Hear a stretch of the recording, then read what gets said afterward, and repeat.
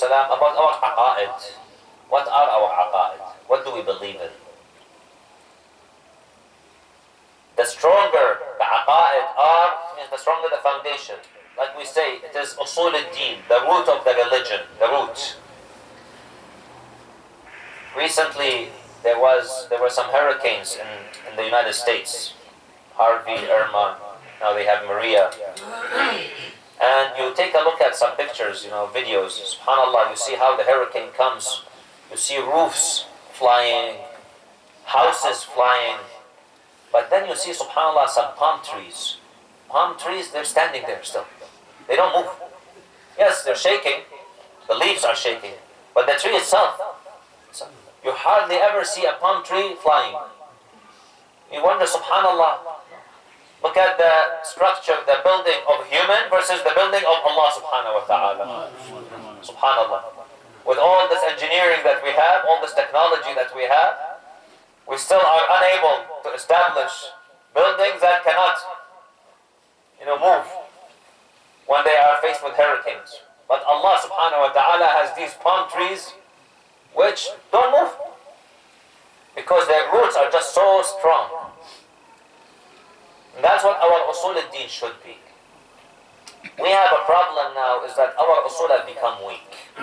You ask people, why is it important? Or in fact, can you prove that there is Allah? They start questioning you. Is there God? Is there no God? They start asking all these questions. Especially because people sometimes go to universities, they're exposed to some philosophies, to some ideologies, to some ideas that people start questioning. What's going on here? Then people start questioning about Rasulullah sallallahu alayhi wa sallam, Ahlul Bayt alayhim salam, the concept of ma'ad. Is there going to be life after death? Do we have another place where we have to be held responsible for our actions? People start doubting these things. And even those who believe in them, if people really come to the understanding that we have ma'ad, we have hisab, we have a day of judgment, where Allah will hold us accountable for every action that we have done. فَمَنْ يَعْمَلْ مِثْقَالَ ذَرَّةٍ خَيْرًا يَرَهُ وَمَنْ يَعْمَلْ مِثْقَالَ ذَرَّةٍ شَرًّا يَرَهُ. No matter what a small of a deed you've done, good or bad, you will see it. We'll see it. Our actions are going to be transformed such that they become physical. A word that I may have said, which is a good word of maw'adha, admonishment, that may guide somebody, that word may transfer into a beautiful tree with a beautiful aroma. Another word, wal-'iyadhu billah, of ghiba, of backbiting, of insult to a mu'min or a mu'minah, that word can transfer to a snake, wal-'iyadhu billah, or a scorpion, wal-'iyadhu billah, that comes and bites us in our qabr and our graves. That same word, things will start to transfer. That world is a different world, different life from what we have here. If people are aware of this, then they would never disobey Allah subhanahu wa ta'ala. You have so many of our sisters who do not wear hijab, and in fact they don't even like us to talk about wearing hijab. If they were to come to the understanding that they will be held accountable for their actions, in the qabr, what will they answer Allah? We have in the riwayat, Munkar and Nakir. Even in dua Abu Hamza al-Thumali, by Imam al-Sajjad alayhi salam, he says, I cry. This beautiful dua, Abu Hamza al-Thumali, which is recommended to be recited in the holy month of Ramadan. In there, the Imam says, I cry. And why shall I not cry? I cry for the time when my soul leaves my body. I cry. This is the Imam saying, I'm crying. I cry for the time I am put in my grave. I cry for the darkness of the grave. I cry for the questioning of Munkar and Nakir in my grave. I cry for my resurrection on the day of judgment, all alone, bearing the weight of my deeds on my back, looking one to my left, looking to my right, seeing everyone is running after their own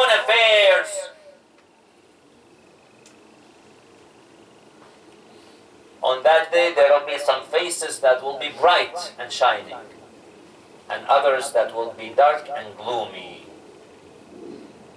So these are the words of the Imam Salamullahi alayhi. This is what he's saying. If the Imam says, I cry, then what about you and I? We should be weeping, not just crying. If our sisters were to know this, we'd find all of them wearing hijab. If our brothers were to know the consequences of their actions, not a single person becomes arrogant. وَالْعِيَاذُ بِاللَّهِ. I have this degree. I have this much wealth. I have to do things my way.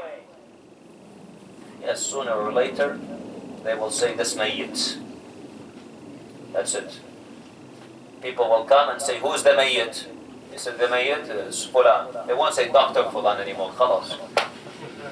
You're done, my brother. That's it. Salat al-mayyit. That's it. Finish. He's become a mayyit now. That's it.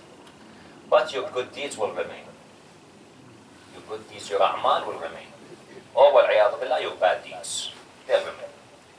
If we have that kind of aqeedah, that kind of faith, then a person will never disobey Allah subhanahu wa ta'ala. So the Imam Salamullahi alayhi, one thing he wanted to do is to restore the aqeedah of the Muslims, to restore their aqa'id. That's why if you look at his khutbahs, his sermons on the day of Ashura, look at the aqa'id in there. First of all, he reminds people of the akhirah. He tells these people that don't be fooled by this dunya and its temporal life. Remember the akhirah. And then he reminds them of nubuwwah and imamah. That look at me. Is there any son of the Prophet's daughter alive on the face of earth today other than me? So why do you come to fight me? You people believe in Allah and you believe in Rasulullah sallallahu alayhi wa alihi, and you've come to fight against me? What kind of faith is this? What kind of iman is this? He takes the Holy Quran and he puts it on his head. And he tells the people, don't you know that Rasulullah sallallahu alayhi wa alihi is my grandfather? Ali Amir al-Mu'mineen, my father. Fatima is my mother. Hamza is the uncle of my father. Ja'far, who's flying in the paradise with wings, is my uncle. So he starts to reminding people of the aqa'id, to strengthen their aqeedah. Aqa'id is very important. What else? Amura bil ma'roof wa anha 'anil munkar. So restore the people's aqa'id, restore the people's faith, restore the people's belief, and do amr bil ma'roof wa nahy 'anil munkar. Amr bil ma'roof wa nahy 'anil munkar is extremely important. One of the ulama was asked, why is it important that we have to educate people about what's right and what's wrong from a religious perspective? His response was, if you see a blind man walking and in front of him there is a big hole and he is going to go and fall into that hole, what would you do as an individual? Would you leave him falling into that hole? Or would you go and try to avert him, save him? These days, I think we will all take out our mobile phones and just film him as he falls into the hole. These days, that's what people do these days, unfortunately. You're laughing, but there was a case in the United States where a bunch of youth were charged because someone was drowning, and instead of going to save him, they were filming him. Literally. That's what happened. So they were charged for doing this. So these days, unfortunately, we'll just watch and film and then laugh, post it on YouTube and then laugh about it. وَالْعِيَاذُ بِاللَّهِ. But for people who have some sanity left in them, some common sense left in them, for those people, what would they try to do? Try to save this man from falling into the hole. This alim then said, if you are saving a blind man from falling into the hole so that he does not hurt himself, then wouldn't it be more important to save people from falling into the pit of the hellfire, wal-'iyadu billah, where it's eternity? So it's important to educate people. But who is able to do Amr bil Ma'ruf wa Nahi anil Munkar? Fuqaha give some criteria. One, they say the person who does Amr bil Ma'ruf wa Nahi anil Munkar should know what is Ma'ruf and what is Munkar. You have individuals, sometimes they don't have a clue what is Ma'ruf and what is Munkar. And so they try to speculate, introduce some things which are not there in the Sharia. People have to know what is Ma'ruf and what is Munkar. Not everyone becomes a faqih then, making up his own style of the religion. So a person has to know what is Ma'ruf and what is Munkar. One of the ulama writes in a book, he says there was a julus, azaa, somewhere in Iran, where people on the day of Ashura were kind of in a julus, in a azaa, on the street. They were doing, matab and so on and so forth. One of the people there observes that one of the youths, one of the younger people, in the matam, in the azaa, in the julus, he is looking at a girl. Some girl is standing on the street, he's looking at her. This man gets upset. He goes to this young man and slaps him on the face, telling him that you are in the matam of Imam Hussein, how dare you look at other women? Now he did not ask him, Akhi, is this maybe your sister, this is your wife, this is maybe it's his wife, maybe it's his sister. Did you ask him beforehand? Amr bil Ma'ruf, okay, do Amr bil Ma'ruf, but not this way. You don't have to slap yourself, my brother. So sometimes you have people like this. It is said that this man who slapped the young man, he said, I went back home, I had a huge pain in my arm that day. I had a huge pain in my arm, and the pain did not go away, no matter how much I put lotions, medication, etc., etc., until at night I went and I apologized from this man. I apologized. He said, I forgive you, don't worry about it. He said, when he forgave me then, the pain went away. Sometimes we're like this. We do Amr bil Ma'ruf wa Nahi anil Munkar when we don't know what is Ma'ruf and what is Munkar. You have to know what is Ma'ruf and what is Munkar. Gotta advise people about Salat. Salat is wajib. Some individuals say, no, it's okay, if you're in the majlis of Imam Hussein, you love Imam Hussein, you don't have to worry about Salat. What nonsense is this? We read in the ziyarah of Imam al-Hussein, أَشْهَدُ أَنَّكَ قَدْ أَقَمْتَ الصَّلَاةِ. The ayah I just recited, الَّذِينَ إِمَّكَّنَّاهُمْ فِي الْأَرْضِ, those whom if we enable them to rule on earth. أَقَامُوا الصَّلَاةِ, establish salah. وَآتَوُوا الزَّكَاةِ وَأَمَرُوا بِالْمَعْرُوفِ وَنَهَوْا عَنِ الْمُنكَرِ. On the day of Ashura, Imam al-Hussein alayhi salam, within about an hour now, he's going to leave this dunya and go to Jannah. And he knows he's going to Jannah. Within an hour or two, the time of Salat comes. What does he do? He could have said, you know what, khalas, I'm going to Jannah, inshallah. That's it, we're done. We've been praying for the past 57 years of my life. I've been doing Salat, now khalas, that's it. In 1 hour, 2 hours, I'm going to Allah. His companions, they were not ma'soomin, they were people like us. One of them, some of them who were there still alive, one of them by the name of Abu Thumama as-Sa'idi comes to the Imam, says, Ya Rasulullah, Allah knows that there is nothing more beloved to me than dying in your way, to defend you. However, I see the time of Salat has come. So I would like to meet my Lord having prayed the Salat. This companion is going to go to Jannah. He knows he's going to Jannah because the Imam told him, you're all going to Jannah. Well, I'm going to Jannah, khalas ba'ad, why should I bother with Salat? That's it. But what got those people into Jannah is their Salat, is their Quran. That's why they became the companions of Imam al-Hussein alayhi salam. So the Imam told him, you remembered Salat, may Allah make you among those who establish the Salat. And indeed, the Imam stops there to pray, and he keeps two mu'mineen in front of him to defend the arrows. So they're being showered with arrows and spears, and they stand for Salah. And then someone, might come and think that it's okay, ya akhi, if you love Imam al-Hussein, you go to Jannah. Yes, you might, inshallah, you go to Jannah, but you gotta do Salah.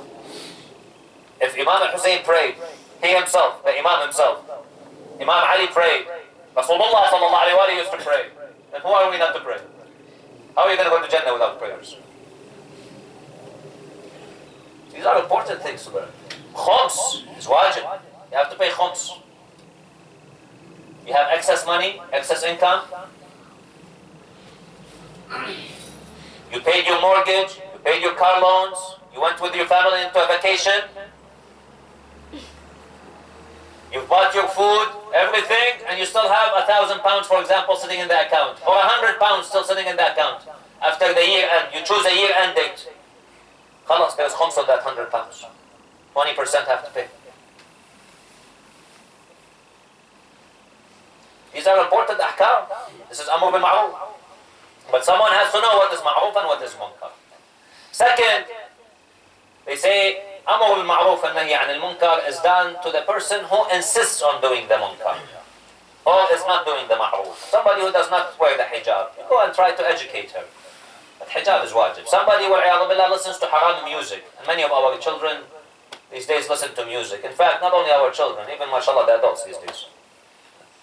Especially at the time of wedding, mashallah. A wedding, khalas, it's like as if it's okay. That day, everything is halal. Everything is halal on the day of wedding. Angels are not watching. Allah subhanahu wa ta'ala is not watching. Nobody, khalas. You can do whatever you want on the day of wedding. Mixed gatherings, music, dancing, whatever. This is once in a lifetime. It's okay, no problem. What once in a lifetime? Who says? I know it's once in a lifetime. Why do you start in the disobedience of Allah subhanahu wa ta'ala? When the Prophet sallallahu alayhi wa sallam was preparing Fatima, salamullahi alayha, to go to the house of Amir al-Mu'mineen, salamullahi alayha.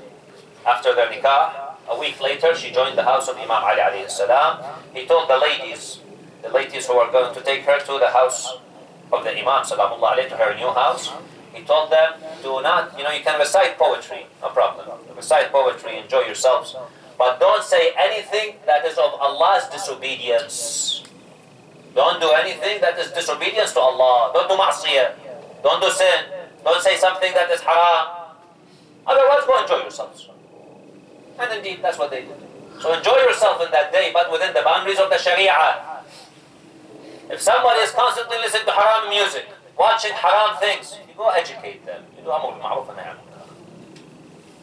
Or if someone is about to do something which is haram, and you become aware of it. A lady says, for example, I'm going to take off my hijab, wal-'iyadhu billah. Or a boy who says, for example, I'm going to go to this place, which is haram place. Then you try to educate them. Don't. What if, God forbid, you die in that place? What's going to happen? You're going to answer Allah subhanahu wa ta'ala. Is this really the way you want to die? Leave this dunya like that? So maybe you might knock some senses into somebody. So if someone insists on the munkar, or someone who does not do the ma'ruf, or someone is about to engage in something that is munkar, then you remind them, admonish them. Third, you can admonish someone knowing that he or she, inshallah, will learn, will benefit from it. If someone is not going to benefit, then you don't have to do amr bil ma'ruf and nahy anil munkar. However, you can show you are unhappy with what they're doing. Someone who says, for example, in the wedding, no, I'm going to have a mixed gathering, music, whatever you tell them is haram, forget it. Mind your own business. Okay, no problem, I'll mind my own business. You're invited to my wedding, forget it. I'm not going to come to your nikah. You see, the problem sometimes, brothers and sisters, is we assist the people in doing the munkar. We help them.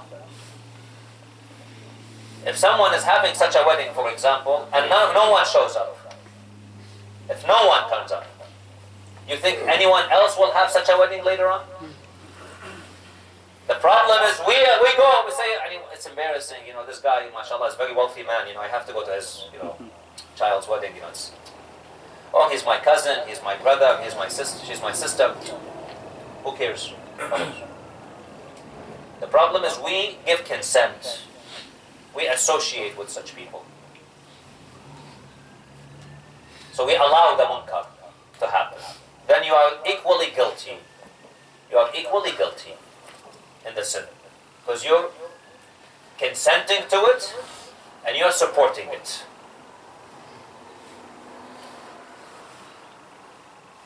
If a person, however, is not going to listen, you don't have to do amr bil ma'ruf nahy anil munkar. But you can show your discomfort.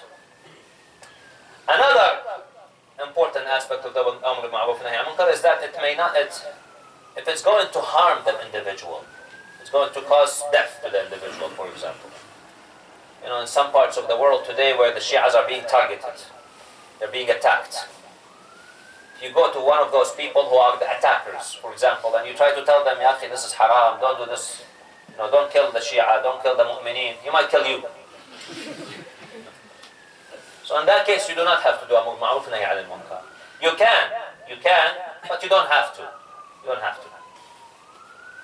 So a person who does amr bil ma'ruf nahy anil munkar should know what is ma'ruf, what is munkar. He should do amr bil ma'ruf wa nahy anil munkar to somebody who is insisting on doing the munkar or not doing the ma'ruf, or someone who's about to engage in some action that may not be of Allah's obedience.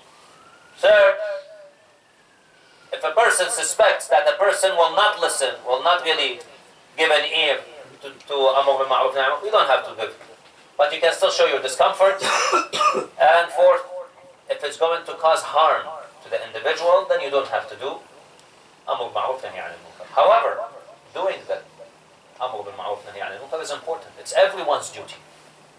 We should all learn what is ma'ruf, what is munkar, and we all engage together. Allah subhanahu wa ta'ala says in the Holy Quran, in Surah Ali Imran, Bismillah ar-Rahman ar-Rahim, وَلْتَكُنْ مِنْكُمْ أُمَّةٌ يَدْعُونَ إِلَى الْخَيْرِ وَيَأْمُرُونَ بِالْمَعْرُوفِ وَيَنْهَوْنَ عَنِ الْمُنْكَرِ أُولَٰئِكَ هُمُ الْمُفْلِحُونَ. Let there be a group amongst you. وَلْتَكُنْ مِنْكُمْ أُمَّةٌ يَدْعُونَ إِلَى الْخَيْرِ. They call for good. What else? وَيَأْمُرُونَ بِالْمَعْرُوفِ وَيَنْهَوْنَ عَنِ الْمُنْكَرِ وَأُولَٰئِكَ هُمُ الْمُفْلِحُونَ. Those are the successful ones. You want to be successful? This is what you need to do. But to do amr bil ma'ruf nahy anil munkar, you should also try yourself to the best of your ability. I get called sometimes by some mu'mineen, they call me, they say, Sheikh, there is this zakir or this zakira, for example, who does tabligh and whatever. However, this zakir does not wear hijab. Should we attend her lectures? Or this zakir himself does not pray. Should we attend his? But he's got really good voice, mashallah. He recites really nicely. Should we attend? I tell them it's up to you if you want to attend or not to attend. I'm not going to say no. But if a person who himself is not really practicing what he's preaching, then how much effect is he going to have on people? This is not just a show, entertainment. We're not going there just to have fun. Whereas if a person really practices what he preaches, that will have an impact on the people. People can feel. I attended once a lecture of an individual. This individual, he was not even a mu'ammam, he was not a sheikh. He was giving a lecture about istighfar. His content was good. The content of his discussion was good. However, subhanallah, ulama say, when they teach you ulama of akhlaq, they teach in the hawza, they say what comes from the heart, it goes into the people's heart. If you really want to talk to people, speak to them from the heart. This person, when he spoke, it did not penetrate the heart. He gave a good talk. Content-wise was good, but it had no effect. I attended a majlis once of a alim, one of the ulama, may Allah bless him, still alive. A alim is talking about istighfar. During the majlis, while he's talking, he's not reading musibah. He's talking about istighfar. You find everyone in tears. He is crying and people are crying. When he's talking about istighfar, seeking tawbah from Allah, turning back to Allah subhanahu wa ta'ala. He is crying and people are crying. He's not even getting musibah. Because he's speaking from his heart. And people get touched. They're touched. So you find them crying in the middle of the majlis. Obviously this alim will have a much greater impact on these people because he practices what he preaches. Yeah. That's important. That's why it is said in the ahadith, mujalasatul ulama'i ibadah. To sit with the alim is ibadah. Even sitting with them. Because the way they talk, the alim, the ulama, we unfortunately did not get the opportunity to see our imams, alayhim as-salam. We did not get that opportunity, unfortunately. However, we have the next best thing, which is our ulama. That's the next best thing we have.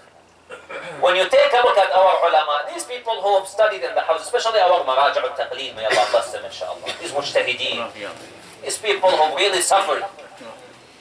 They've gone through hunger. If you read the stories of some of these ulama, days they go without food, some of them. They live in poverty, they live in difficulty, until they achieve these degrees. Degrees, of course, not, university degrees, these statuses, these ranks.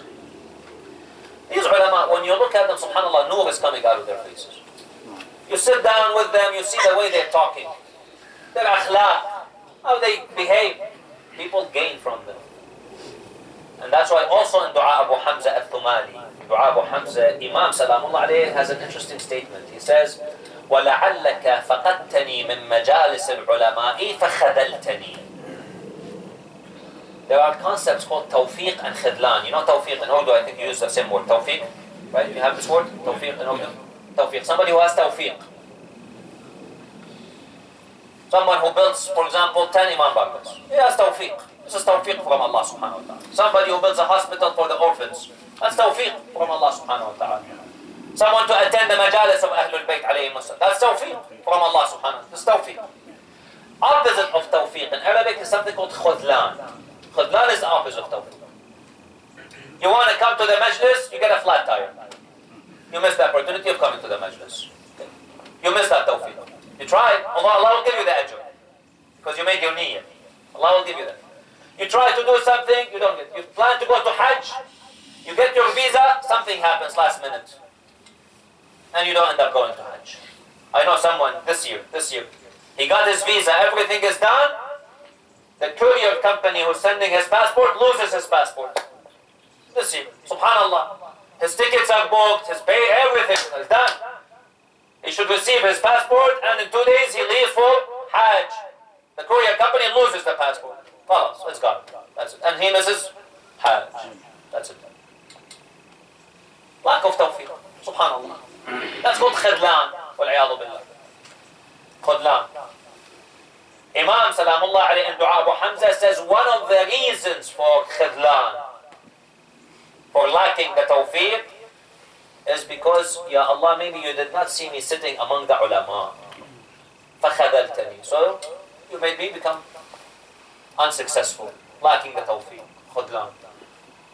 This is important aspects. That's what the Imam Salamullah alayhi rose to do. To educate people, to learn about the ahkam. One mu'min came to me one day, he said, Sheikh, I am going to Hajj. This mu'min maybe at the time was in his mid-40s, approximately. He said, can you please see the way I do wudu? I looked at the way he does wudu, and it was not right. So this man was in his mid-40s. Now then I told him, I'll show you how to do wudu. So I did wudu in front of him, I demonstrated. But I thought to myself, this man is in his mid-40s. So he's been, wajib to pray on him at least for the past 30 years. At least, give or take. So what's been going on for the past 30 years? His wudu may have been in jeopardy. If it's his fault, it means he has to repeat the salat of 30 years. People come to the majalis, good, but you need to learn ahkam. Ahkam are important. How to do wudu properly, how to do ghusl properly. One person one time sends me an email, sends me a message. He says, Sheikh, I am 21 years old. 21 years old. I just got married and I just found out about that ghusl, which is a wajib ghusl that we have to perform. At the age of 21. And to make it even worse, it says, I've been to Umrah. I told them, go see the marja now. You go to talk to your marja, taqleed. This is like you have a huge problem.